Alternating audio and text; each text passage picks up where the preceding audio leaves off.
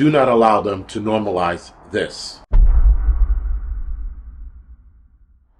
So guys, as we are seeing a lot of people get sick or pass away suddenly, right? A lot of people are getting sick suddenly as well, which is like something I didn't think we would see coming. Now, as far as getting sick suddenly, people are turning out with stage 4 cancers like right out of the gates.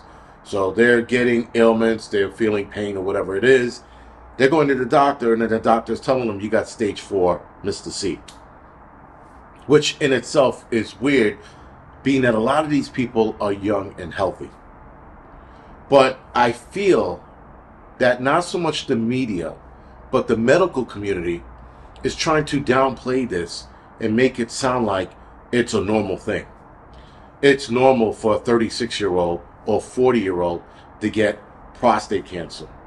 It is normal for a kid to get some kind of brain, Mr. C. They downplay it as it's just one of those things. It just happens. And you see a lot of this when you see doctors now, which I'm finding very interesting. They're doctors trying to make a comeback on the internet, stating that what we're seeing is sort of normal. And then you have another group of doctors blaming microplastics. You got another group of doctors blaming the chemicals in our food and or animals that we eat. The injections, the pesticides, all of these things are starting to play a role all of a sudden. Within the last 3 to 4 years, it just pops up out of nowhere. People getting sick, I mean. And so I feel that they're trying to normalize this. So now moving forward, when people start getting sick, people are just like, oh well. Which is not an oh well moment. It's not anything like that. But the fact that they're going out of their way to do so is even wild. Like yesterday, I was on Instagram and a doctor stated that the FDA puts ingredients to everything that's in our foods and that they wouldn't allow anything unhealthy in our food. Once he said that, and he has an Instagram page, this idiot, and he has other idiots following him thinking that the FDA is on the up and up. And I'm just like, how did this guy, and he says he's a doctor. Now, granted, guys, just because you're a doctor doesn't mean you're the smartest man in the world, right? I hate that during COVID, a lot of like nurses and doctors came out like, well, I'm a medical professional. I know X, Y, and Z. You were fucking wrong. You're wrong during the entire Mr. 19 event. You're wrong about the arm ticket. You were wrong. Doctors' words these days mean dick to me. Like, I'll look at a doctor and they'll be like, well, the psychosis of a human being. Shut up. Shush. Because they go to school, they are force-fed the information, and then they come out of school like a drone talking about what they were force-fed. Instead of what doctors used to do is go to medical school, learn what you need to learn, and then as you leave medical school and you become a doctor, you are continuously learning as a doctor. There's no such thing as getting out of medical school and you're done. When you are a doctor, you are learning for the rest of your life. You're supposed to be learning for the rest of your life, no matter where you are in life. But doctors specifically, they learn for the rest of their life. Because there's always new techniques, new medicines, new ways of treating patients. I mean, like, there's a lot of new shit that's constantly coming out. So they're always constantly learning. But when a lot of these doctors stay stuck in saying that, well, the arm ticket saved a lot of lives, still, 3 to 4 years later, there's a problem. There's a problem that doctors are not opening their eyes and seeing what's going on. And there are some doctors, at least the guys that I work with, when they go to doctors, they're stating that their doctors are telling them they haven't seen anything like this. They have not seen the amount of people that are turning out to get, cardiograms, which are measurements and pictures of your heart. They've never seen this kind of MRIs, excuse me. Never seen anything like it. It's MRIs, guys. You used to be able to book it. Let's say 4 or 5 years ago, you used to be able to book an MRI and be like, I'm going to go tomorrow. And they were like, oh, we got an opening. Now, they're like, 6 months out. 6 months for an MRI.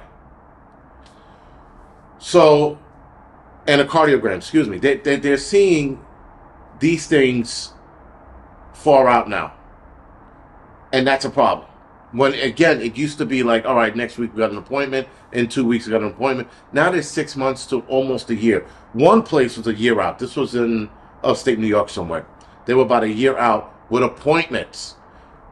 And the doctor goes, I don't know what's going on. What was just introduced to the human race a couple years ago? Now all of a sudden you're seeing this uptick. And you're not making the connections? Now, a lot of people don't want to make the connections because they're scared. Because they took that arm ticket. And if they have to look at that as being the catalyst for what they're seeing now, that's going to scare a lot of people. A lot of people are just going to be like, it can't be that. One of my kids' mother took the arm ticket. Not the only one. Actually, two of them did.